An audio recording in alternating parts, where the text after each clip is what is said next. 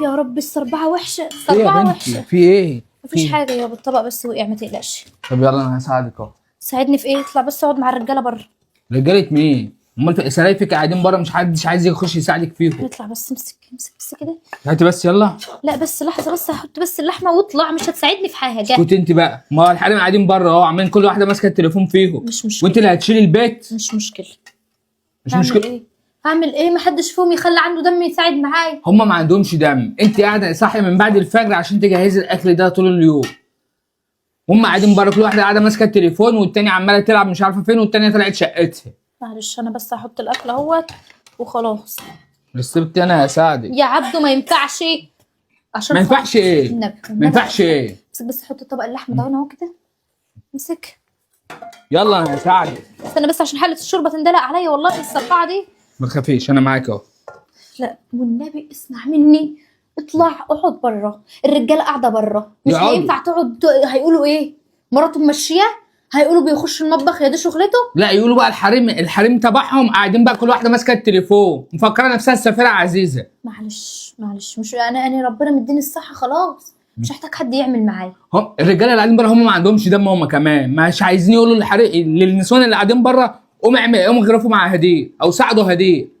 ربنا مقدرني يا حبيبي خلاص، طالما ربنا مقدرني خلاص، انا مش هحتاج حد يعمل معايا حاجه بقى. يعني انتوا واقفه طول اليوم في المطبخ، امي قاعده بتخبز على السطح وهم قاعدين ما بيعملوش اي حاجه، حتى ما فكروش قالوا نساعدك يا هديه مش محتاجه اي حاجه. بس انا هعمل ايه معاهم يعني؟ هو انا بقدر عليهم؟ يبقى خلاص ما تعمليش حاجه، انا بقى هساعدك، وبعد العزومه دي في كلام مع الكل. يا ابني ما انت عارف، ما هم هتتكلم والله، هيتكلموا والله، وقفتك معايا في المطبخ ده اهي، هيتكلموا، هيعملوا معايا انا مشكله. يعملوا مشكله ما يعملوش مشكله، انا هجيب لك حقك وارد، واللي حصل النهارده ده مش هيتكرر تاني، واي عزومه بعد كده البيت كله هينزل يقف في المطبخ ويساعدك، مش هتشيل انت كل حاجه لوحدك. الحمد لله يا رب.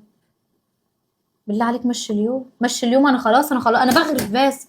نيجي بقى نتكلم على اخر لحظه يعني، انا بغرف خلاص، الموضوع ماشي خلصان. وانا هساعدك واطلع على الترابيزه عشان يبقى هم عندهم دم. والنبي يا حبيبي الله يخليك، الله هدير.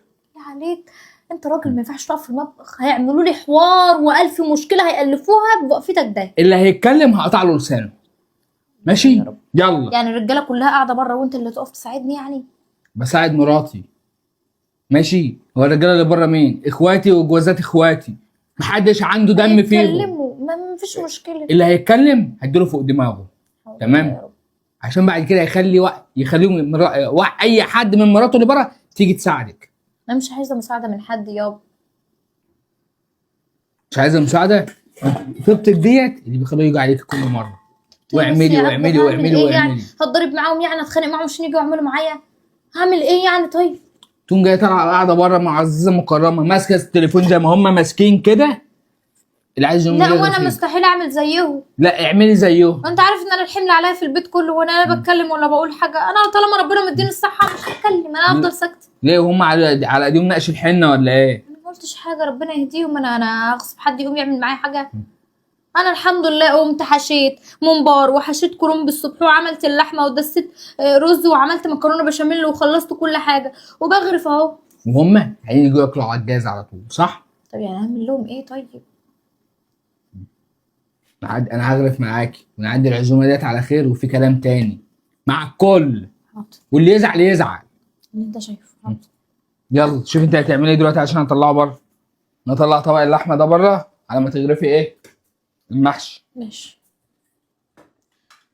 استرها يا رب، استرها يا رب، استرها يا رب. هيعمل معاهم مشاكل وهيعمل معاهم حوارات، الواحد مش ناقص والله، الواحد ما ناقص.